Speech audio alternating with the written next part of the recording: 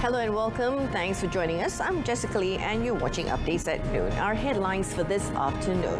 1 million self-employed to get SOXO insurance.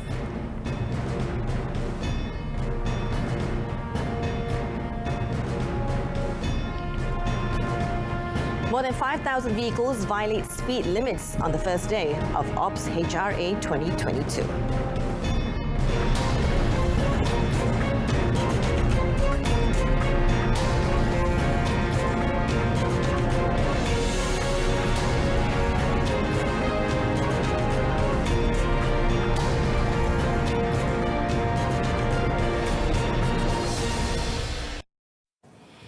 The government is targeting at least 1 million self-employed Malaysians to get SOXO insurance coverage. Prime Minister Datuk Seri Ismail Sabri Yaakob said the move is part of the government's recognition and appreciation towards the contribution of all keluarga Malaysia workers. Diumumkan bahawa kerajaan bersetuju meletakkan sasaran sekurang-kurangnya 1 juta ahli keluarga Malaysia yang bekerja sendiri mendapat perlindungan insurans di bawah perkeso menerusi skim keselamatan sosial pekerjaan sendiri. Di bawah program ini, kerajaan akan menanggung sebanyak 80% daripada jumlah yang perlu dicarum oleh individu terbabit. He said this in a special message in conjunction with the 2022 Labour Day celebration. Meanwhile, the government has also mandated the setting up of nurseries in public sector workplaces involving federal government, state governments and statutory bodies before it is expanded to the private sector.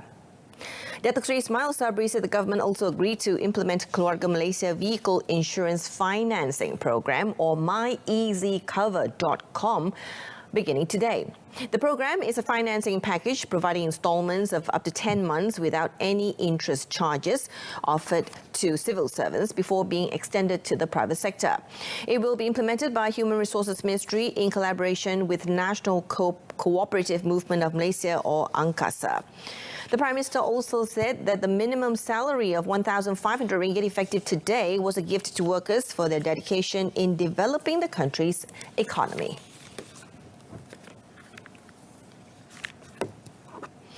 Now, a total of 5,021 of the 750,903 vehicles that went through the Automated Awareness Safety System or AWAS cameras on highways on the first day of Ops Hari Raya Aidilfitri or HRA 2022 was found breaching speed limits. While 966 vehicles which passed through AWAS cameras at traffic lights were found running the red light.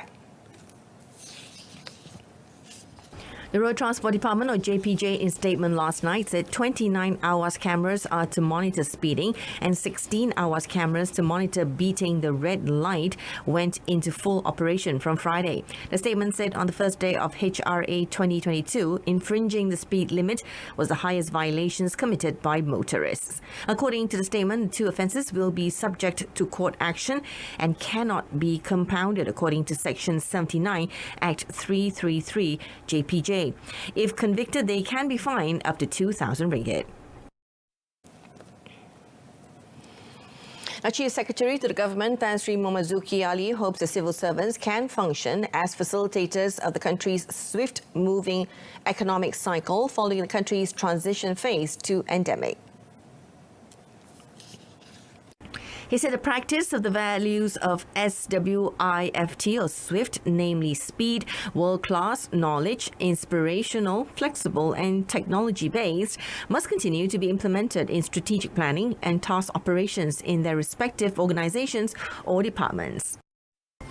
Ekonomi negara telah mencatatkan peningkatan yang positif sejak pembukaan semula ekonomi secara berperingkat dilaksanakan oleh kerajaan. Sebagai penjawat awam, saya berharap kita dapat berfungsi sebagai pemudah cara kepada kitaran roda ekonomi negara yang semakin deras dan ligat berputar ini. He said this in a video clip uploaded to his Facebook page in conjunction with today's Labour Day celebrations that is themed Pekerja Tonggak Keluarga Malaysia dalam Pemulihan Negara. Meanwhile, Tan Sri Momazuki also urged civil servants to continue to take care of their own health and that of their families.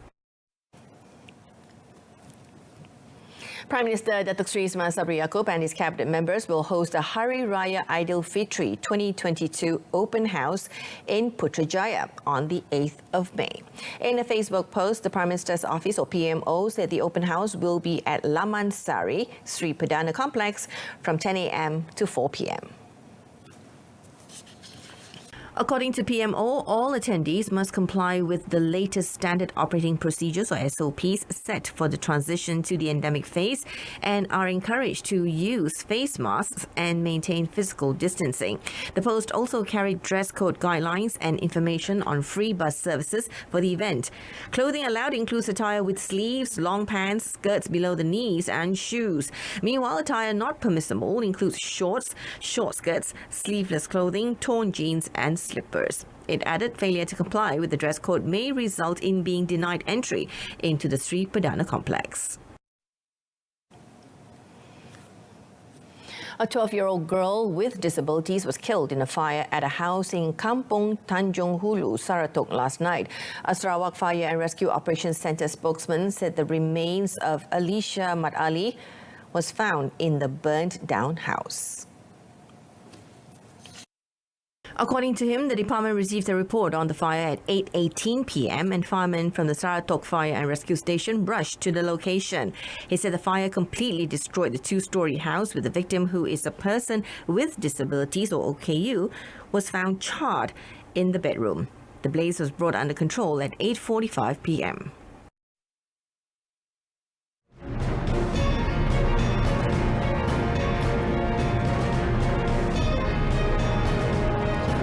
Enforcement teams to conduct random checks on workers and visitors.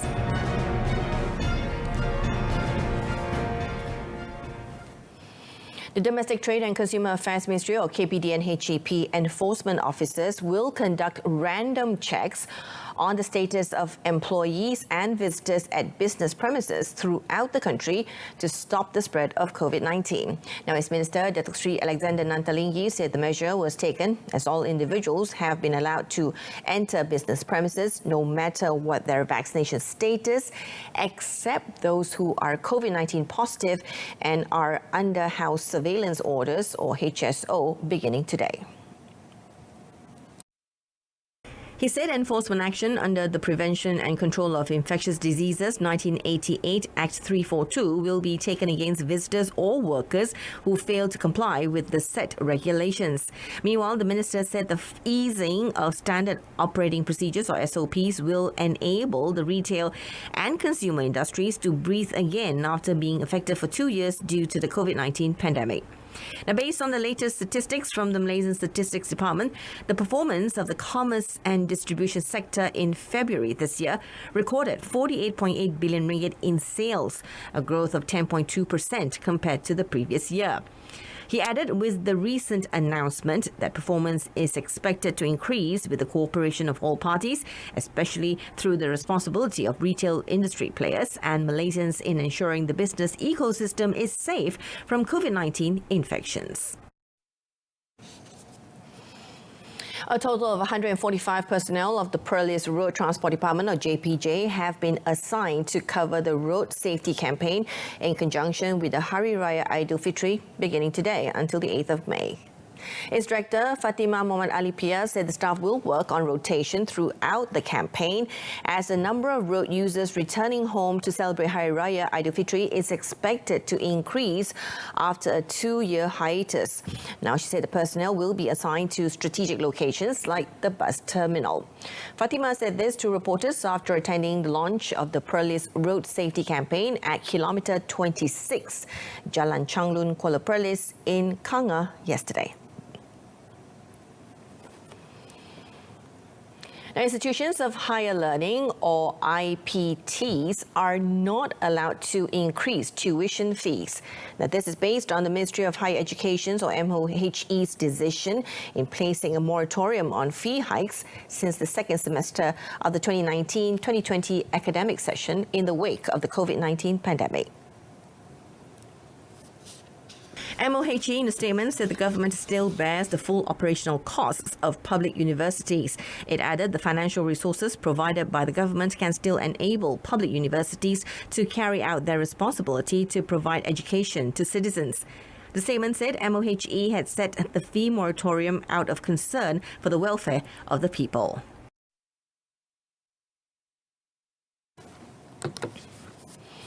Now, all sports and recreational activities are now allowed without restrictions, including vaccination status and the limit effective today.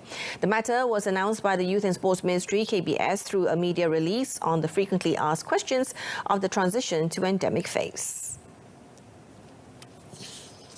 KBS said group activities such as aerobics, Zumba, taekwondo training and the like are also allowed without any limit or maximum capacity for participation. Spectators and supporters are allowed at sports and recreational venues according to the maximum capacity of the premises where physical distancing is not required. However, they are still encouraged to observe the physical distancing rule if they are not wearing face masks. It said face masks are not compulsory in open areas and when doing sports activities indoors, but are mandatory when not doing any sporting activities in enclosed areas.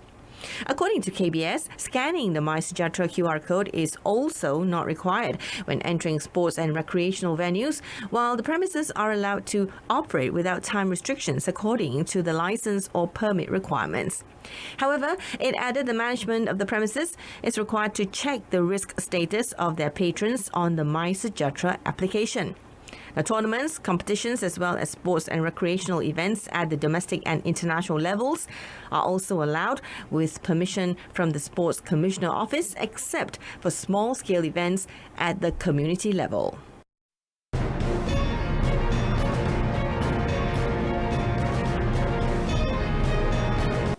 Johor Darul Takzim, or JDT, opened a new chapter for Malaysian football after becoming the first local club to advance into the knockout stage of the Asian Football Confederation, or AFC, Champions League after beating Ulsan Hyundai FC 2-1 at Sultan Ibrahim Stadium yesterday evening.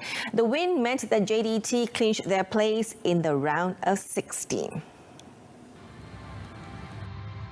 Hosts JDT took only 5 minutes to blaze ahead thanks to a free kick by Leandro Velasquez off top like JDT.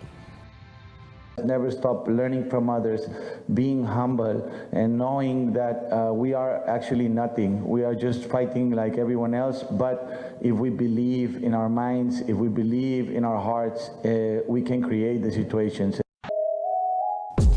Why do we tell you stories? Relevant, New, efficient, accurate, reliable. We bring you extraordinary stories from around the world, from politicians, bankers, and even your favorite celebrities.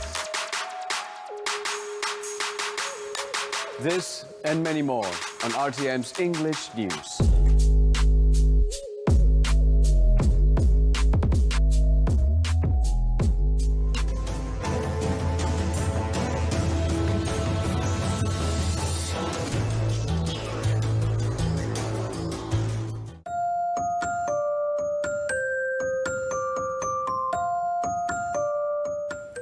There has been a drastic increase in suicide cases as compared with previous years. According to PDRM, as of March this year, a total of 336 suicide cases were recorded. We can manage this issue if we are able to identify the symptoms of early depression.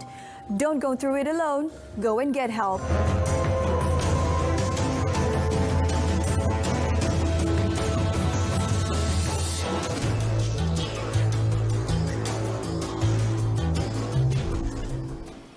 And that's it from us this afternoon. In our top story, 1 million self-employed to get SOXO insurance. News at 10 comes on this evening on My Freeview's Berita RTM news channel. I'm Jessica Lee. Happy May Day. Thanks for watching. I'll see you later.